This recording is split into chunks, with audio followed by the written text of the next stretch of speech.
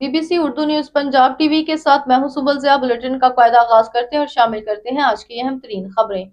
लाहौर बिलाल यासीन की जानिब से मोनी रोड पर वाक़ अपने डेरे में पुरवकार अफ्तार पार्टी का एहतमाम किया गया, जिसमें अवाम और मुख्तलिफ सियासी समाजी शख्सियात की बड़ी तादाद ने शिरकत की। अफ्तार पार्टी में शहरियों की जानिब से भरपूर जोश खरोश देखने में आया। शुरका ने बिलाल यासीन का पुरतपाक इस्तकबाल किया और इनके साथ मुलाकात करके इलाकाई मसाइल पर भी गुफ्तगू की। इस मौके पर मुख्तलिफ सियासी जमातों से ताल्लुक़ रखने वाले अफराद भी मौजूद थे, जिससे तकरीब को ख़ास अहमियत हासिल हुई। बिलाल यासीन ने मेहमानों से खिताब करते हुए कहा कि रमज़ान मुबारक भाईचारे, रवादारी और खिदमत खल्क का महीना है और ऐसे इज्तिमात का मकसद आवाम के साथ राब्ते को मज़ीद मजबूत बनाना है। उन्होंने कहा कि वह अपने हल्के की आवाम की खिदमत को अपना अव्वलीन फ़र्ज समझते हैं।